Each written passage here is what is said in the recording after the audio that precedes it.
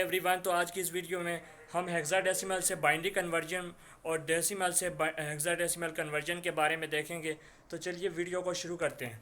लेकिन इससे पहले आप हमारे चैनल को सब्सक्राइब कर लीजिए क्योंकि सब्सक्राइबर बहुत अहम है। तो सबसे पहले हम हेक्साडेसिमल से बाइनरी में कन्वर्जन देखेंगे, लेकिन उसको करने से पहले मैं आपको बताता चलूँ कि हेक्साडेसिमल नंबर सिस्टम की बेस 16 है, जैसे कि हमें पता है। अब ये 16 जो है ये 2 की पावर होती है, मींस के 2 की पावर अगर हम 4 करें तो वो 16 के इक्वल होता है। और हमारी जो बाइनरी नंबर सिस्टम है उसकी बेस 4, उसकी बेस 2 होती है। तो अब 2 की पावर 4 करते हैं तो वो 16 के इक्वल आता है।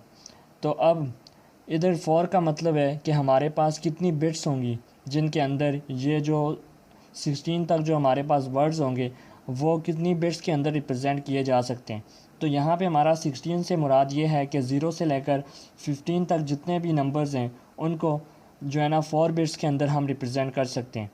और 4 बिट्स मींस के 000 ये 4 बिट्स हो गई, या फिर 11 इसकी जगह पे 1 भी हो सकता है और 00 भी हो सकता है। 000 का मतलब होता है कि ये 0 है और 111 का मतलब होता है ये 15 के इक्वल है। तो इस तरह हम जो है ना 4 बिट्स के अंदर अपने हेक्साडेसिमल नंबर को बाइनरी में रिप्रेजेंट कर सकते हैं। अब इसको कैसे रिप्रेजेंट करना है वो देखते हैं।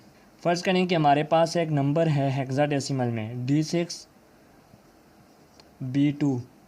अब इसको हमें बाइनरी में लिखना है। तो इसको बाइनरी में लिखने के लिए हम सबसे पहले, जैसे कि हमने पिछली वीडियो में देखा था कि अगर हमें बाइनरी से हेक्साडेसिमल में कन्वर्जन करनी होती थी तो हम फॉरवर्ड के ग्रुप्स बनाते थे। इधर भी हम वैसा ही करेंगे। सबसे पहले हमारी डी की जो बाइनरी वैल्यू है वो लिख लेंगे, फिर 6 की बाइनरी वैल्यू, और फिर बी की, फिर 2 की। तो सबसे पहले हम अपनी डी की बाइनरी वैल्यू लिखते हैं जो कि 1101 है। अब जो हमारे पास 6 की जो बाइनरी वैल्यू है वो 0110 है, और इसी तरह हमारे पास बी की जो बाइनरी वैल्यू है वो 1011 के इक्वल है, और इसी तरह 2 की जो बाइनरी वैल्यू है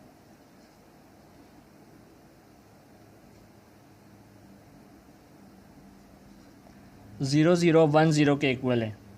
तो इस तरह हमने इन चारों की अब जो बाइनरी वैल्यूज़ हैं वो लिख ली हैं। अब इनको अगर हम इकट्ठा करेंगे तो हमारे पास जो बाइनरी की एक वैल्यू आएगी वही हमारे पास आंसर होगा, और इस तरह हमने इसे जो है ना बाइनरी में कन्वर्ट कर लिया है। तो ये बहुत इजी होती है। इसको अब हेक्साडेसिमल को, जैसे कि हमने बात की थी, कि इसलिए यूज़ किया जाता है क्योंकि अब मॉडर्न जो कंप्यूटर हैं वो 2 के मल्टीपल के ऊपर चलते हैं। मींस के मॉडर्न कंप्यूटर्स के अंदर 4 बिट्स, 8 बिट्स, 16 बिट्स और 32 बिट्स, 64 बिट्स, 128 बिट्स, इस तरह से चलता है। जबकि हमारे जो पुराने कंप्यूटर्स थे उनमें जो 3 बिट्स होती थी, और उनमें 12 बिट्स और 24 बिट्स होती थी, और इसी तरह 36 बिट्स होती थी। तो उन कंप्यूटर्स के लिए हमारे पास ऑक्टल नंबर था, क्योंकि ऑक्टल नंबर जो था उसकी बेस जो होती थी वो 8 होती थी। तो हमारे पास वो रिप्रेजेंट करता था 0 से लेकर 7 तक नंबर को। तो 0 से लेकर 7 तक जो नंबर्स होते हैं उनको हम 3 बिट के अंदर भी रिप्रेजेंट कर सकते हैं। तो इस तरह ये 0 से लेकर 7 तक जो नंबर थे इनको मिला के आगे आगे जो नंबर थे वो बनते थे। तो उधर अगर कोई बाइनरी में कोई वैल्यू लिखी होती थी 3 बिट्स वाले मेमोरी वाले कंप्यूटर के अंदर, तो उसको हम इजीली ऑक्टल नंबर सिस्टम से जो है ना समझ सकते थे। लेकिन आजकल के दौर में जो हेक्साडेसिमल इसलिए यूज़ होती है क्योंकि अब 4 बिट्स वाले कंप्यूटर आ गए हैं, तो उन पे जो है ना वो ऑक्टल नंबर सिस्टम वो इजीली काम नहीं करता। फिर हमने जो है ना हेक्साडेसिमल को चुना क्योंकि ये ईज़िली, जैसे कि हमने देखा, बहुत आसानी से इसने कन्वर्जन कर लिया। अब नेक्स्ट हम बात करते हैं डेसिमल से ऑक्टल में हम कैसे कन्वर्ट करेंगे चीज़ों को। तो हमारे पास एक डेसिमल की वैल्यू है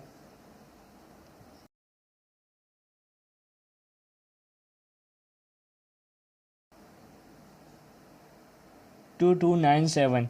अब इसको हमने हेक्साडेसिमल में कन्वर्ट करना है।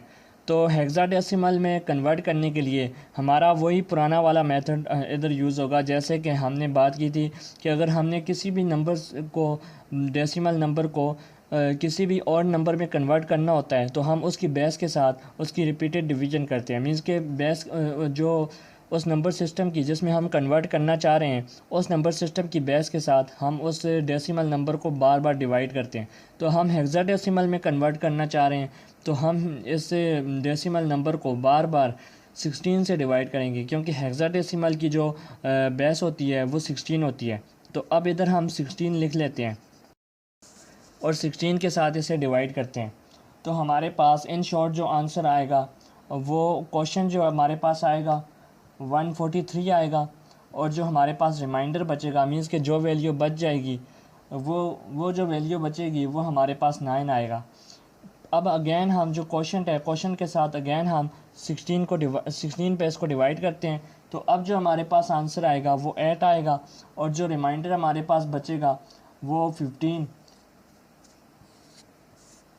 आएगा, जो कि f के इक्वल होता है। तो हम f लिखेंगे।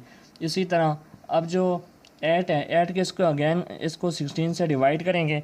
अब चूंकि ये 16 से डिवाइड नहीं